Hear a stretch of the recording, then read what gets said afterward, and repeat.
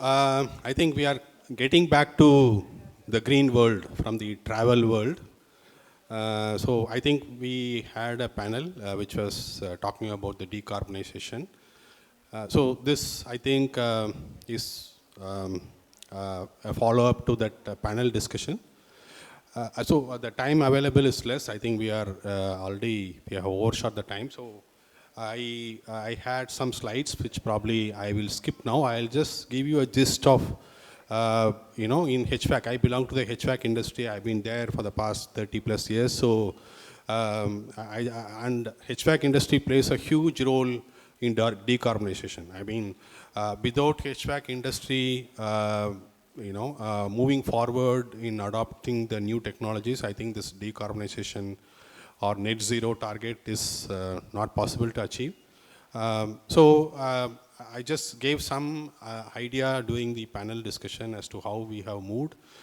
So as an industry, we have moved adopting a lot of technologies on the way. I represent Blue Star, and we as a company have brought many new technologies to India. Probably since 1990s, we have brought many new technologies to India pertaining to HVAC industry, and we continue to do that. I mean, we were talking about more of residential air conditioning and how the carbon footprints can be reduced. So I'll just give you a gist of how large systems have moved on with the technology and how it has helped in improving the efficiency and thereby helping in decarbonization. So it's a direct relationship. The more the efficiency, the lower the carbon footprint. So that is one aspect. So there are two components to decarbonization. One is the efficiency. The other equally important thing is the refrigerant. So, for the people who are not having HVAC background or who have not dealt with HVAC products, the refrigerant is like a fuel in a car, so they only help in producing the cooling. So, unfortunately, those refrigerants have high global warming potential, what we call as GWP in our industry. And the higher GWP index, the higher is the, global warming, So it is going to aid in this greenhouse gases. So a lot of work is going on in the refrigeration technology also, refrigerants also. There are a lot of blends, natural refrigerant. It's a huge subject by itself. So there is, due to paucity of time, I'm not getting into it. So the point I'm trying to say is, in a typical HVAC system, these two components, right, or these two factors will play a big role in decarbonization. One is the efficiency, which is going to have a direct linkage to the primary source of power, which we were knowing in India that it is more of coal. So the higher the efficiency, the lower the consumption of coal, and hence the reduction in carbon footprint. And the second part is the refrigerants. So here again, the industry has adopted greener refrigerants. Just to give you an idea, the GWP index, which were used in a typical chiller, used to be, close to 3,000 kind of, values. Now it has come down to 1,500, right? So it is almost half. Now today, the GWP is as low as near zero, what we call.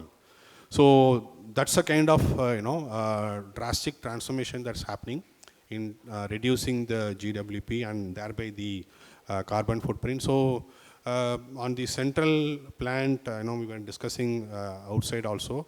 The central plants are mostly the chiller systems, and the chiller systems have, grown leaps and bounds on the technology. The earlier, what we used to call the reciprocating compressors, I don't know, whether I'm relating to most of the people sitting here, because these are all terms used in HVAC industry, but it definitely has a huge bearing on decarbonization. So that's the reason I'm saying. So we have migrated from a reciprocating technology to scroll technology, which was probably 10% more efficient. Then from scroll technology, we migrated to screw technology, which was again further another 10% more efficient. Then we migrated to oil-free systems, see the compressors are like a typical any other mechanical equipment. It needs some lubrication. What happens is if there is a higher oil, it is going to pull down the efficiency. So there are systems which run without oil. The compressor runs without oil, thereby the efficiencies have gone up. So and then we have added, somebody from TCS was mentioning that they are putting VFD in the systems, right? So the VFD also helps. VFD means variable frequency drive, attached to any chiller systems, helps in reducing the power to a large extent, because there is a mathematical formula. Whatever every drop in speed, or every optimization in speed reduces the power by its cube root.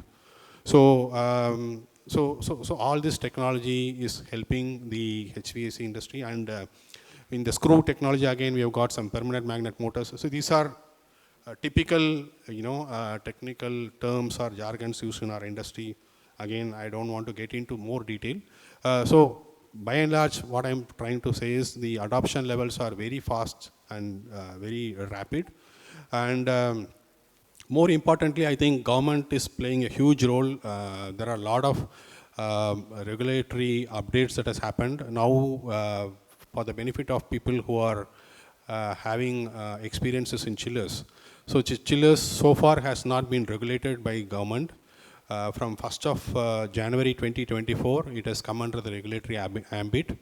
It's little unfortunate that most of the customers are not aware of that so far. So I am using this platform because I also represent, in a way, the government of India, because there's a committee that is formed. I'm one of the member by the government. So the chiller systems are under regulatory ambit now. So we are not supposed to sell or buy a chiller without the star label, what we call, right? So the same 1 to 5 star is applicable to chillers also. So they have elevated, they have prescribed some efficiency. So all the manufacturers have to abide by that. And the good part is, these efficiency norms get revised every alternate year. Okay, so that's the practice of government. So whatever is the efficiency now will be increased at least by 10 to 12%, in the following table. So the government is also aiding in the technological advancement. So I think overall we are well and truly, in line with the net zero targets as far as the HVAC systems are concerned. And as even in the small residential air conditioning segments, there also the refrigerants have changed. I don't know whether most of you are aware. The latest air conditioners from most of the brands are with eco-friendly refrigerants. It is called as R32. So its GWP is, I think it is almost half of what it used to be. So we are working on two fronts. One is to pull down the power, other is to reduce the GWP. So these are some of the happenings in our industry, and I'll stop here, and I think we can look forward to the awards. Thank you.